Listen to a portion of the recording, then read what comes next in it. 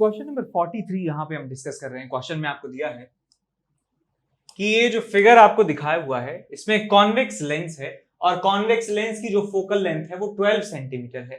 ये रहा आपका कॉन्वेक्स लेंस। आगे दिया है कि lying in an uniform magnetic field B of magnitude 1.2 tesla. जो यहाँ पे मैग्नेटिक फील्ड आपको जो मिल रहा है उसकी वैल्यू जो है 1.2 टेस्ला के बराबर है, parallel to principal axis. Particle का चार्ज है इतना 2 मिली कूलम और मास है इसका 20 micro kilogram 2 into 10 to the power -5 kilogram के बराबर है और इसको प्रोजेक्ट किया जाता है perpendicular to the plane of diagram. ये जो डायग्राम का प्लेन है इसके परपेंडिकुलर डायरेक्शन में इसको प्रोजेक्ट किया जाता है इस तरीके से with a speed of 4.8 metre पर second. Particle moves along a circle with the center on the principal axis at a distance of 18 centimeter from the lens. Show that the image of the particle goes along a circle and find the radius of that circle. तो हमें बताना है कि ये जो particle जिस circle में घूमेगा उस सर्कल का इमेज इस लेंस में जो बनेगा उस इमेज का रेडियस, इमेज में जो सर्कल बन रहा है उसका रेडियस आपको कैलकुलेट करना है। और क्वेश्चन में बताया है कि इसका जो सेंटर है वो प्रिंसिपल एक्सिस पे लाई करता है। तो इस पार्टिकल का जो मोशन है आप देख सकते हैं बेटा, इसको वेलोसिटी हमने दिया होगा इनिशियली इस डायरेक्शन में इस प्लेन के परपेंडिकुलर डायरेक्शन में वेलोसिटी दिया है। मैग्नेटिक फील्ड जो है इस डायरेक्शन में है, v क्रॉस b देखें तो नीचे की तरफ फोर्स आ रहा है। तो हम कह सकते हैं कि इसका जो सर्कल जो होगा कुछ इस तरीके से होने वाला है। इस सर्कल में ये घूमेगा, इस सर्कल का सेंटर जो है यहाँ पर होने वाला है और इस सर्कल का रेडियस हम कैलकुलेट यहाँ पे कर सकते हैं बड़ी आसानी से। तो यहाँ पे r की वैल्यू मैं कैलकुलेट कर रहा हूं, r इज इक्वल टू कितना आ जाएगा आपके पास mv/qb से आप रेडियस निकाल सकते हैं। तो मास यहाँ पे रखिए, इसका कितना है 2 इंटू 10⁻⁻5 किलोग्राम। वेलोसिटी कितनी है 4.8 मीटर पर सेकेंड। चार्ज कितना है 2 इंटू 10⁻³ और मैग्नेटिक फील्ड यहाँ पे कितना है बेटा, मैग्नेटिक फील्ड है 1.2 टेस्ला के बराबर, 1.2 टेस्ला। अब इसको सॉल्व करने की बारी आती है। 12 से गया 4 बार और 2 से गया ये 2 बार और ये -3 से ये बन गया -2। सो 4 इंटू 10⁻⁻2 मीटर आपके पास यहाँ पे रेडियस की वैल्यू मिल जाती है। दैट इज 4 सेंटीमीटर आपको यहाँ पे रेडियस की वैल्यू मिल जाती है। 4 सेंटीमीटर रेडियस मिल गया। अब ये देखिए बेटा, ये जो रेडियस है, रेडियस का मतलब क्या है कि इसके सेंटर से ये जो परपेंडिकुलर डिस्टेंस है, या कह सकता हूं प्रिंसिपल एक्सिस से जो इसकी मैक्सिमम दूरी है, ये रेडियस के बराबर है। यानी मैं इसको हाइट ऑफ ऑब्जेक्ट मान सकता हूं, अब ये देखिए कि यहाँ पे जो ऑब्जेक्ट रखा है सेंटर मान लेंगे कि ये ऑब्जेक्ट है और उस ऑब्जेक्ट की हाइट जो है वो रेडियस के बराबर है। अब उसकी इमेज इस लेंस में कहां पर बनेगी वो कैलकुलेट करते हैं। सो 1/v - 1/u = 1/f वाला फॉर्मूला इस्तेमाल कर सकते हैं। ठीक, तो मैं करना क्या चाहता हूं, मैं इस सेंटर का इमेज निकालना चाहता हूं कि सेंटर का सर्कल मुझे पता है, उसका रेडियस पता है। मैं इस सेंटर का इमेज देखना चाहता हूं कि जो हमारा इमेज सर्कल होगा उसका सेंटर कहां पर है। ठीक, तो ये मेरा पहला इंटेंशन है। तो यहाँ पे 1/v इमेज नहीं पता, -1/u, u कितना है आपके पास बेटा 12 सेंटीमीटर दूर है तो -12 लिखूंगा। जानते हैं सब लोग कन्वेंशन कि इस वाली डायरेक्शन को नेगेटिव ले रहा हूं, इस वाली डायरेक्शन को पॉजिटिव ले रहा हूं, is equal to 1/f। f की जो वैल्यू है फोकल लेंथ, अच्छा फोकल लेंथ 12 है, इसकी फोकल लेंथ 12 है और जो ये है 18 सेंटीमीटर दूर रखा है। सो ये -1/18 आपको लिखना पड़ेगा। अब ये वाली जो टर्म है इसको इधर ले जाइए तो देखिए क्या मिलता है आपको, that 1/v is equal to 1/12 - 1/18। यहां से एलसीएम आ जाएगा 36, 3 - 2 आ जाएगा आपके पास 1/v और v की वैल्यू आपको मिल जाती है 36 सेंटीमीटर। यानी कि जो इमेज सर्कल होगा उसका सेंटर यहां से 36 सेंटीमीटर दूर होगा, कहीं यहां पर इसका सेंटर होने वाला है। इसको CI कह देता हूं, इसको CO हम कह देते हैं। और जो क्या कहते हैं कि इमेज वाला सर्कल है उसका सेंटर होगा ये, और कुछ इस तरीके से सर्कल यहाँ पे बन रहा होगा। अब इस सर्कल की मैं रेडियस निकालना चाहता हूँ r' के बराबर, यानी प्रिंसिपल एक्सिस से इसकी मैक्सिमम दूरी जो है मैं निकालना चाहता हूँ। मैं इसको कह देता हूँ HI के बराबर। और आप जानते हैं कि HO यदि इस रेडियस के बराबर है और HI इसके बराबर है तो इन दोनों में क्या रिलेशन होता है। हम जानते हैं कि लीनियर मैग्निफिकेशन जो है, लीनियर मैग्निफिकेशन का फॉर्मूला होता है m = HI/HO और इसकी वैल्यू होती है v/u के बराबर। v अपॉन u के बराबर। तो आप देख सकते हैं कि हाइट ऑफ इमेज यानी कि रेडियस, इमेज वाले सर्कल की radius divided by height of object, height of object का मतलब जो ऑब्जेक्ट वाला जो रेडियस है that is 4 centimetre is equal to v by u, ये हो जाएगा 36 डिवाइडेड बाय u कितना है 18। मैं मैग्नीट्यूड यहां पे लिख रहा हूं तो आपको रेडियस r की वैल्यू मिल जाएगी, ये गया 2 बार 8 सेंटीमीटर के बराबर। तो जो इमेज वाला सर्कल होगा उसकी रेडियस 8 सेंटीमीटर के बराबर आपको मिलने वाली है। ठीक है, अब इसके बाद चलते हैं अगले क्वेश्चन की तरफ। क्वेश्चन नंबर 44 यहां पे हम डिस्कस कर रहे हैं। क्वेश्चन में आपको दिया है कि इलेक्ट्रॉन इमिट किए जाते हैं with negligible speed from an electron gun. तो एक इलेक्ट्रॉन गन है और यहां से स्लोली यानी कि ऑलमोस्ट नेग्लिजिबल स्पीड से इलेक्ट्रॉन जो है यहां से इजेक्ट होते हैं और इलेक्ट्रॉन की स्पीड बहुत ज्यादा कम है। अब आगे कहा है क्वेश्चन में कि are accelerated through a potential difference v along the X axis. यहां पे एक बैटरी लगाई गई है, बैटरी का पोटेंशियल डिफरेंस जो है v के बराबर है, यानी कि इलेक्ट्रॉन गन और इस पॉइंट के बीच का पोटेंशियल डिफरेंस भी v के बराबर है। तो इलेक्ट्रॉन जो है एक्सेलरेट होते हैं यहां से यहां तक, यहां से लेके यहां तक इलेक्ट्रॉन एक्सेलरेट होते हैं। इलेक्ट्रॉन की स्पीड जो है वो कंटिन्यूअसली बढ़ती रहती है और यहां पे एक छोटा सा होल है और इस होल की सहायता से, होल के अंदर से इलेक्ट्रॉन को जो है बाहर निकाल दिया जाता है, बाहर निकाल दिया जाता है। यहां पे स्पीड ऑलमोस्ट जीरो थी, यहां पे स्पीड जो है वो नॉन जीरो के बराबर है। मैं मान लेता हूं v स्पीड से सारे इलेक्ट्रॉन्स यहां निकलते हैं। आगे क्वेश्चन में कहा है कि these electrons emerge from a narrow hole into a uniform magnetic field B directed along the X axis. तो एक्स एक्सिस के अलोंग डायरेक्शन है यूनिफॉर्म मैग्नेटिक फील्ड बी की, तो सारे इलेक्ट्रॉन्स मैग्नेटिक फील्ड बी में जो है अपना मोशन कर रहे हैं। आगे दिया है कि however some of the electrons emerging from the hole make slightly divergent angles as shown in figure। अब इलेक्ट्रॉन यहां से जो निकल रहे हैं कि कुछ इलेक्ट्रॉन्स यहां से सीधे निकल रहे हैं, कुछ इलेक्ट्रॉन्स कुछ एंगल बनाते हुए निकल रहे हैं, कुछ इलेक्ट्रॉन कुछ और एंगल बना रहे हैं। तो कुछ इस तरीके से इलेक्ट्रॉन्स जो हैं इस होल में से बाहर निकल रहे हैं, एक तरीके से डाइवर्जिंग फैशन में जो है वो इलेक्ट्रॉन बाहर निकल रहे हैं। आगे आपको दिया है कि show that these paraxial electrons are refocused on the X axis. आपको ये प्रूव करना है कि सारे इलेक्ट्रॉन जो हैं ये बाद में यहां पे फोकस्ड हो जाते हैं, वापस यहां पर आके मिलते हैं। ये बात हमें प्रूव करनी है।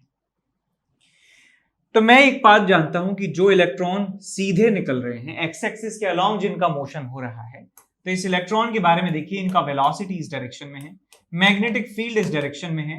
इलेक्ट्रॉन के ऊपर जो मैग्नेटिक फोर्स लगेगा that will be minus of E v cross b। तो देख सकते हैं बेटा दोनों के बीच में एंगल जो है 0 डिग्री के बराबर है। इसका मतलब ये जो क्रॉस प्रोडक्ट है किसके बराबर होगा, 0 के बराबर। आपको मिल जाएगा फोर्स इज इक्वल टू 0। तो इन इलेक्ट्रॉन्स पर कोई भी फोर्स नहीं रहेगा जो एक्स एक्सिस के अलोंग मूव कर रहे हैं। अब बात आती है उन इलेक्ट्रॉन की जो इलेक्ट्रॉन कुछ एंगल बनाते हुए निकल रहे हैं। मैं मान लेता हूं कोई भी एक इलेक्ट्रॉन जो इस हॉरिजॉन्टल से एंगल बनाता है थीटा के बराबर। यहाँ पे एक इलेक्ट्रॉन है जिसका वेलोसिटी इस डायरेक्शन में है और जो दिस इज मैग्नेटिक फील्ड और जिसकी वेलोसिटी हॉरिजॉन्टल से एंगल बना रही है एंगल थीटा, और थीटा क्वेश्चन में दिया है is very small because small divergent angle जो है यहाँ पे टर्म लिखा है, इसका मतलब जो एंगल है वो काफी ज्यादा छोटा है, काफी ज्यादा छोटा है। तो ये हमने केस देखा है कि मैग्नेटिक फील्ड और वेलोसिटी इस तरीके से हैं तो उस पार्टिकल का पाथ जो है वो हेलिकल होता है।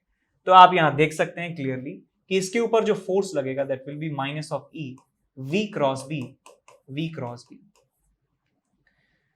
तो यहां पे वेलोसिटी जो है ये वेलोसिटी इस डायरेक्शन में है और मैग्नेटिक फील्ड जो है इस डायरेक्शन में है।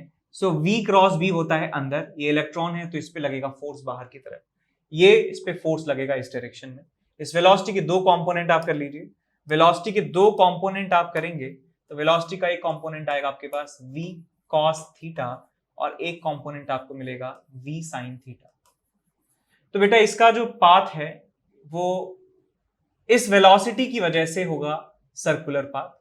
सर्कुलर पाथ कैसा होगा, कुछ इस तरीके का, इस तरीके का इस सर्कुलर पाथ ये ट्रेवल करेगा और इस वेलोसिटी की वजह से ये आगे भी मूव करता रहेगा।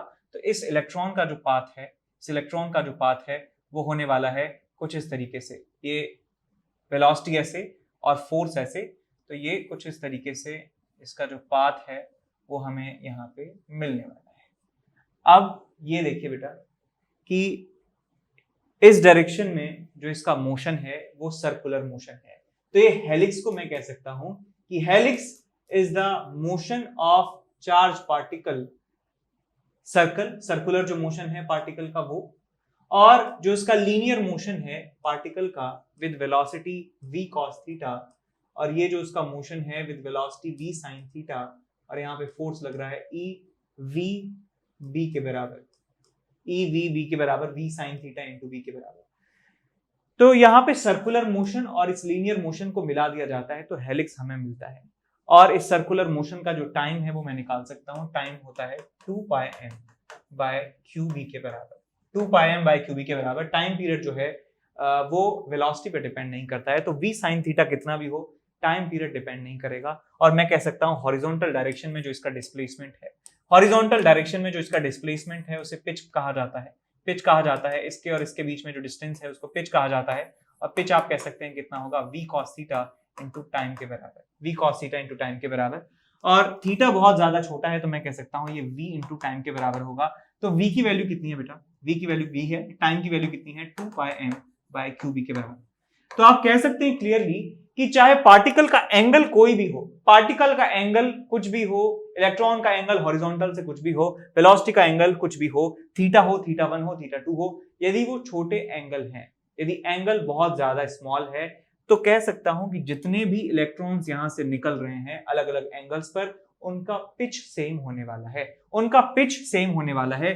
पिच सेम होने का मतलब है, पिच सेम होने का मतलब है कि वो सब के सब जो हैं यहां पर आके मिलेंगे, चाहे उनका एंगल कुछ भी अलग हो, एंगल कुछ भी हो, लेकिन उनका जो पिच है बेटा वो सेम होने वाला है। तो मैं कह सकता हूं इस हॉरिजॉन्टल डिस्टेंस के बाद सारे के सारे जो इलेक्ट्रॉन्स हैं वो मिलने वाले हैं।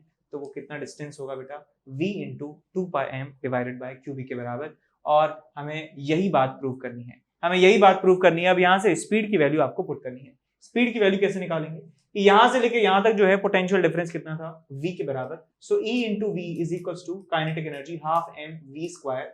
तो आपको यहां से स्पीड की वैल्यू मिल जाती है, that is 2 times e into V divided by m का अंडर रूट। ये वेलोसिटी की जो वैल्यू है आप इस आंसर में रख देंगे पिच में, तो आपको मिल जाएगा under root of 2 times e into V divided by m। और यहाँ पे कितना है आपके पास 2πm divided by qb, q की वैल्यू e के बराबर है और ये b के बराबर है। अब यहाँ पे क्या करेंगे आप, यहाँ अंडर रूट m से under root m cancel out हो गया, अंडर रूट e से अंडर रूट e टाइम्स ये गया, और इस सबको अंदर ले लेंगे तो आपको मिल जाएगा 4 और 8 pi square into M V by E V square. ये आपको जो है मिलने वाली है पिच की वैल्यू। एक पिच के बराबर जो है डिस्टेंस के बराबर जो डिस्टेंस है, एक पिच के बराबर जो डिस्टेंस है वहां पर सारे इलेक्ट्रॉन्स मिलने वाले हैं, दोबारा फोकस हो जाएंगे। ठीक बात। अब इसके बाद चलते हैं अगले क्वेश्चन की तरफ। अगला क्वेश्चन हमारे पास है क्वेश्चन नंबर 45। दो पार्टिकल हैं और दोनों का मास m के बराबर है और उनको सेपरेट किया गया है d डिस्टेंस से in a uniform magnetic field B as shown in figure. तो यहाँ डायग्राम में देख सकते हैं कि दोनों चार्ज हैं और इनके चार्ज के मैग्नीट्यूड बराबर हैं, नेचर अलग अलग है, मासेस बराबर हैं, इनकी वेलोसिटी ऐसे ऐसे है, मैग्नेटिक फील्ड अंदर की तरफ है, दोनों के बीच का सेपरेशन जो है d के बराबर है। ये इंफॉर्मेशन आपको दी हुई है। टाइम t बराबर 0 पर पार्टिकल को क्या किया जाता है, प्रोजेक्ट कर दिया जाता है towards each other with a speed v। Suppose the coulomb force between the charge is switched off. Coulombic जो फोर्स है उसको आपको इग्नोर करना है, कोई भी कूलम्बिक फोर्स यहाँ पे नहीं लग रहा है इनके बीच में, सिर्फ मैग्नेटिक लॉरेंस फोर्स यहाँ पे लग रहा है। मैग्नेटिक फोर्स की यहाँ पे आपको सिर्फ बात करनी है, तो आपको बताना है कि maximum value of Vm of the projection speed so that two particles do not collide. ये दोनों आपस में कोलाइड नहीं करने चाहिए, तो आपको बताना है कि कितनी मैक्सिमम स्पीड से ये मूव कर सकते हैं। तो अब यहां देखते हैं कि हो क्या रहा है। हमारे पास एक पॉजिटिव चार्ज है प्लस q, एक चार्ज है आपके पास माइनस q। इसकी वेलोसिटी जो है इस डायरेक्शन में है, इसकी वेलोसिटी जो है इस डायरेक्शन में। तो इसका मैग्नेटिक फील्ड दोनों के लिए अंदर की तरफ है। तो इसके पाथ की बात करें तो इसका वेलोसिटी है इस डायरेक्शन में, मैग्नेटिक फील्ड है अंदर की तरफ। v क्रॉस b की बात करें, ऊपर की तरफ इस पे फोर्स लग रहा है, ऊपर की तरफ फोर्स लग रहा है, तो इसका जो पाथ होने वाला बेटा, उसका पाथ होगा कुछ इस तरीके से। ये पाथ ये ट्रेवल करने वाला, ये पाथ ट्रेवल करेगा, ये पाथ ये ट्रेवल करता है। अब इसकी बात करें, ये नेगेटिव चार्ज है, इसकी वेलोसिटी ऐसे है, मैग्नेटिक फील्ड अंदर है, v क्रॉस b जो है नीचे की तरफ है बिकॉज ये नेगेटिव चार्ज है, तो इस पे फोर्स लगेगा ऊपर की तरफ, इसके ऊपर फोर्स लगेगा इस डायरेक्शन में, तो मैं कह सकता हूं कि इसका जो पाथ है कुछ ऐसे होना चाहिए। इसका पाथ इस तरीके से एक सर्कुलर पाथ आपको मिलने वाला है। अब हम जानते हैं कि ये जो रेडियस है, जिस रेडियस में घूम रहे हैं, वो रेडियस प्रोपोर्शनल होती है वेलोसिटी के, रेडियस प्रोपोर्शनल होती है वेलोसिटी के, r = mv/qv। तो ये कितना ज्यादा स्पीड से चल सकते हैं जिससे कोलाइड नहीं हो, तो मैं कह सकता हूं कि ये कोलाइड नहीं होंगे। कब तक नहीं होंगे? जब तक इनके सर्कल जो हैं ऐसे नहीं हो जाते। जब तक इनके सर्कल ऐसे नहीं हो जाते तब तक हम कह सकते हैं कि ये सेफली मूव कर सकते हैं। ये इसकी स्पीड v, ये इसकी स्पीड v, vm कह सकते हैं, vm कह सकते हैं, और ये इस तरीके से छू के निकल जाए, छू के निकल जाए, कचरा एकदम छू के निकल गए, छू के निकल गए। तो हमें ये बताना है कि कितनी मैक्सिमम स्पीड इनकी हो सकती है। तो आप ये देखिए बेटा, ये जो टोटल डिस्टेंस है इनके सेंटर टू सेंटर की, वो किसके बराबर है? क्वेश्चन में दी हुई है d के बराबर, और d कह सकता हूं मैं 2r के बराबर है, d कह सकता हूं मैं 2r के बराबर है। सो रेडियस कितना हो गया आपके पास? d/2। तो किसी भी एक पार्टिकल का जो रेडियस है उसे आप d/2 के बराबर रख दीजिए। रेडियस का फॉर्मूला होता है m × vm divided by q × v = d/2। तो आपको यहां से vm की वैल्यू मिल जाती है qvd डिवाइडेड बाय 2m के बराबर। तो इतनी स्पीड से आप मूव करवा सकते हैं इन चार्जेस को। उससे क्या होगा कि ये पार्टिकल यहाँ पे छू के निकल जाएंगे और कोई कोलिजन यहाँ पे नहीं होगा। इसके बाद अगले पार्ट की बात करें, बी पार्ट में आपको दिया है कि what would be the minimum and maximum separation between the particles if v = vm/2। यानी जो मैक्सिमम स्पीड हमने पिछले वाले पार्ट में निकाली है उससे आधी स्पीड में यदि हम इन पार्टिकल को प्रोजेक्ट करवाते हैं तो कितना मैक्सिमम और मिनिमम डिस्टेंस आपको यहाँ पे मिलेगा।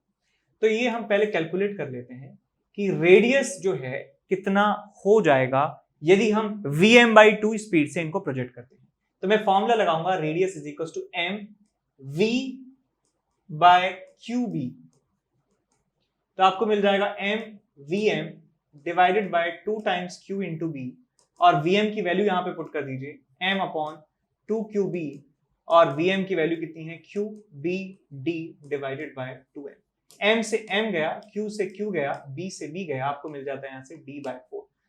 तो ये d/4 रेडियस के सर्कल में दोनों पार्टिकल्स घूमने वाले हैं। तो देखिए कैसा नजारा यहाँ पे आपको मिलेगा कि पार्टिकल्स जो हैं वो उनके चार्जेस समान हैं मैग्नीट्यूड में q - q, इनकी वेलोसिटी ऐसे है, वेलोसिटी वेलोसिटी, और इनको d/4 रेडियस के सर्कल में घुमाना है, d/4 रेडियस के सर्कल में घुमाना है।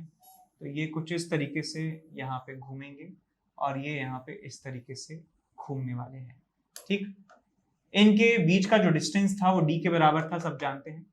इनके बीच का जो डिस्टेंस था वो d के बराबर था बेटा, d के बराबर था। और ये जो डिस्टेंस है ये कितनी है? d/4 radius. ये कितनी है? d/4 radius. तो मिनिमम डिस्टेंस इन दोनों पार्टिकल्स के बीच में कब होगी? जब एक पार्टिकल यहां पे आ जाएगा, दूसरा पार्टिकल यहां आ जाएगा। अब ये डिस्टेंस आपको निकालनी है, d मिनिमम कितनी है? निकाल सकते हैं बड़ी आसानी से कि ये टोटल डिस्टेंस जो है उसमें से ये रेडियस और ये रेडियस माइनस कर देंगे तो आपको मिल जाएगा d मिनिमम = d - 2 × d/4। तो आपको मिल जाएगा d/2।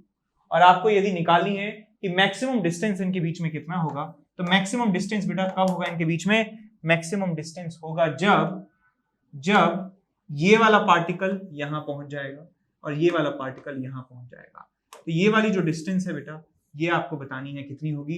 तो मैं जानता हूं यहां से लेके यहां तक की जो डिस्टेंस है वो तो d के बराबर है, ये डिस्टेंस कितनी है? r के बराबर, और ये डिस्टेंस कितनी है? r के बराबर। तो मैं कह सकता हूं d + 2r जो है वो मैक्सिमम डिस्टेंस है इन पार्टिकल्स के बीच की। सो d + 2r 2 × d/4 आपको मिल जाएगा 3d/2। So maximum distance 3d/2 आपको यहाँ पे मिल जाती है। इसके बाद इन्होंने सी पार्ट में पूछा है, देखिए ए पार्ट हमने सॉल्व कर दिया, बी पार्ट हमने सॉल्व कर दिया, इसके बाद सी पार्ट में इन्होंने कहा है at what instant will a collision occur between the particles if v = 2vm। तो कितने समय के बाद कोलिजन होने वाला है ये आपको बताना है यदि स्पीड जो है v की वैल्यू 2vm के बराबर है। तो यहां पे मैं कैलकुलेट कर लेता हूं, यहां पे मैं कैलकुलेट कर लेता हूं कि रेडियस कितना होगा m × 2vm बाय क्यूबी। ये मैंने फॉर्मूला लगा दिया mv अपॉन क्यूबी के बराबर। तो यहाँ पे आपको मिल जाएगा 2 times m divided by Q B into vm की वैल्यू यहाँ पे पुट कर दीजिए। vm की वैल्यू है qbd by 2m, qbd by 2m। m से m गया, 2 से 2 गया, q से q गया, b से b गया, तो रेडियस आपको मिल जाता है d के बराबर। Radius is equal to d, यानी कि दोनों पार्टिकल्स d रेडियस के सर्कल में घूम रहे होंगे। तो मैंने डायग्राम पहले ही बना रखा है because I suck at drawing. तो ये पार्टिकल है यहाँ पे, इसकी वेलोसिटी है ऐसे, यहाँ पे पार्टिकल दूसरा, इसकी वेलोसिटी है ऐसे, और ये जो पार्टिकल है d रेडियस के सर्कल में घूमता है, d रेडियस के सर्कल में घूमता है, यानी कि इस तरीके से। इसका सेंटर है ये और इसका सेंटर है ये, ठीक। ये भी d रेडियस के सर्कल में घूमेगा और ये भी d रेडियस के सर्कल में घूमेगा। तो कुछ ऐसा इनका पाथ होगा और हमको ये निकालना है कि कब ये कोलाइड होते हैं। तो देखिए बेटा, इसका जो पाथ है वो ये है, इसका जो पाथ है ये है, दोनों की वेलोसिटी समान है, दोनों का मोशन एक तरीके से आइडेंटिकल है। तो मैं कह सकता हूं सिमेट्री से कि ये और ये यहां पे जाके टकराएंगे, ये और ये यहां पे जाके टकराएंगे, और ये जो पॉइंट है सिमेट्रिक होने वाला है। इसका मतलब हम ये बात भी कह सकते हैं कि ये जो डिस्टेंस होने वाली है, ये जो डिस्टेंस है ये किसके बराबर होगी, d/2 के बराबर, और ये वाली जो डिस्टेंस है ये भी d/2 के बराबर होगी। सिमेट्री से समझ में आ रहा है। ये दोनों यहाँ पे रखे हैं, दोनों के बीच का डिस्टेंस d है, दोनों चल रहे हैं इस तरीके से, और ये कहाँ पे मिलेंगे, यहाँ से d/2 डिस्टेंसेस पे, ठीक। तो ये d/2 मुझे पता चल गया और मुझे रेडियस पता है d के बराबर है। रेडियस का मतलब यहाँ से लेके सरकमफेरेंस के किसी एक पॉइंट तक का डिस्टेंस, ये मिल गया। तो ये बेटा d है, ये d/2 है। तो हम कुछ एंगल्स की कैलकुलेशन यहाँ पे कर सकते हैं। ये एंगल थीटा मान लेता हूं, तो बताइए थीटा कितना आ जाएगा। थीटा कौन सा निकाला यहाँ पे, cos theta is equal to base d/2 upon hypotenuse d is equal to 1/2 is equal to 60 degree. तो 60 डिग्री आपको ये एंगल मिल चुका है। ये एंगल कितना आ गया, 60, और तो ये एंगल कितना आ गया आपके पास, 30 डिग्री। तो मैं ये कह सकता हूं कि ये पार्टिकल पहले यहां था, उसके बाद 30 डिग्री ये आगे चल चुका है, 30 डिग्री ये आगे चल चुका है, 30 डिग्री ये आगे चल चुका है। तो मैं ये बता सकता हूं कि 30 डिग्री ये चलने में कितना डिस्टेंस इसने कवर किया। तो मैं ये डिस्टेंस बता सकता हूं कितना होगा। तो मैं ये बता सकता हूं कि इस डिस्टेंस को कह सकते हैं कि L कह सकते हैं इसको। तो ये L डिस्टेंस जो है ये आर्क लेंथ है। आर्क लेंथ को लिख सकता हूं मैं रेडियस इंटू एंगल। रेडियस कितना है d के बराबर और एंगल कितना है बेटा 30 डिग्री यानी π/6। तो L की वैल्यू π/6 हमें मिल जाती है। और यहाँ पे मैं निकाल सकता हूँ कि टाइम कितना लगेगा, time in collision. Time collision में वही होगा जो टाइम यहाँ से यहाँ जाने में लगा है या यहाँ से यहाँ जाने में लगा है, दोनों ही सेम टाइम है। जितना टाइम इसको यहाँ आने में उतना टाइम इसको यहाँ आने में। यहाँ से ये 30 डिग्री मूव किया है तो टाइम आपको मिल जाएगा कि डिस्टेंस कितना चला है, d π/6 डिवाइडेड बाय स्पीड कितनी है, v के बराबर। तो ये आप वैल्यूज रख देंगे यहाँ पे, d π/6 और v की वैल्यू जो है इसके बराबर दी हुई है। v की वैल्यू है 2vm के बराबर, 2vm के बराबर है यानी कि qbd बाय m के बराबर है, qbd बाय m के बराबर है। d से d काट दीजिए और आपको मिल जाएगा πm/6qb के बराबर। ये टाइम ऑफ कोलिजन आपको मिल जाएगा। यहाँ से इतने टाइम के बाद ये दोनों कोलाइड कर जाएंगे, ठीक है। πm/6qb आपको आंसर मिल जाएगा। डी पार्ट देखते हैं। Suppose v is equals to 2vm and the collision between the particle is completely inelastic। Collision जो है completely inelastic है। Describe the motion after the collision। तो कोलिजन के बाद जो मोशन है उसको डिस्क्राइब करना है। तो देखिए क्या होगा इनके कोलिजन के बाद। तो ये पार्टिकल जो है यहाँ पे, इस पार्टिकल की वेलोसिटी इस डायरेक्शन में, इस वेलोसिटी के दो कंपोनेंट कर सकते हैं। कंपोनेंट होगा vx, एक कंपोनेंट होगा vy। सिमिलरली ये जो पार्टिकल है यहाँ पे जो टकरा रहा है, इस पार्टिकल के भी जो हैं दो कंपोनेंट्स होंगे। इसकी वेलोसिटी इस डायरेक्शन में, इसके दो कंपोनेंट होंगे vx और एक कंपोनेंट होगा vy। तो आप क्लियरली देख सकते हैं बेटा, इसका vx वेलोसिटी जो है इस डायरेक्शन में, इसका vx वेलोसिटी जो है इस डायरेक्शन में है। तो दोनों जब इनइलास्टिक कोलिजन करेंगे तो ये टोटल जो वेलोसिटी है फाइनल 0 के बराबर हो जाएगी। तो बिफोर कोलिजन क्या हो रहा है देखिए, इसकी वेलोसिटी vx और एक वेलोसिटी vy, दूसरे की वेलोसिटी vx और इसकी वेलोसिटी vy। ये बिफोर कोलिजन सिचुएशन है। आफ्टर कोलिजन क्या होगा, आफ्टर कोलिजन क्या होगा, मान लीजिए इसकी वेलोसिटी फाइनल, दोनों जब चिपक जाएंगे तो इनका मास हो जाएगा लेट्स से 2v के बराबर, इनका मास अभी m के बराबर है, और इनकी फाइनल वेलोसिटी हो जाती है vx के बराबर, और वेलोसिटी हो जाती है vy के बराबर। तो मैं कंजर्वेशन ऑफ लीनियर मोमेंटम का इस्तेमाल कर सकता हूं, तो आपको मिलेगा mvx plus m into minus vx is equal to 2m into vx final लिख सकता हूं। तो यहाँ ये दोनों आपस में कैंसिल आउट हो जाएंगे, vx फाइनल आपको कितना मिल जाएगा, 0 के बराबर। यानी कि ये जो पार्टिकल जब आपस में चिपक जाएंगे, जब कोलिजन हो जाएगा, इस सिंगल बॉडी की तरह बिहेव करेंगे, और ये वाली जो वेलोसिटी है कितनी आ जाती है आपके पास, 0 के बराबर। और वर्टिकल डायरेक्शन में आप कंजर्वेशन ऑफ लीनियर मोमेंटम लगाएंगे तो आपको मिलेगा m into V Y plus m into V Y is equal to 2m into V Y का फाइनल। तो आपको यहाँ से वही मिल जाएगा कि वी वाई जो है फाइनल जो है वो वी वाई के बराबर ही आ जाएगा। इसका मतलब ये जो पार्टिकल है ये वी वाई वेलोसिटी से ऊपर चला जाएगा। तो ये दोनों आपस में टकराएंगे यहाँ पर, और टकराने के बाद ये सीधा इसकी वेलोसिटी हो जाएगी, इसकी वेलोसिटी हो जाएगी इस तरीके से, इसकी वेलोसिटी इस तरीके से हो गई, और मैग्नेटिक फील्ड जो है इस डायरेक्शन में ऑलरेडी एग्जिस्ट कर रहा है, और वेलोसिटी जो है फाइनल इस डायरेक्शन में हो चुकी है। सो v क्रॉस b जो है अंदर की तरफ है, तो इसका जो पाथ है बेटा वो इस तरीके से होने लगेगा, इस तरीके से एक सर्कल में घूमने लगेगा। ठीक, तो ये इसका मोशन रिजल्टेंट होने वाला है।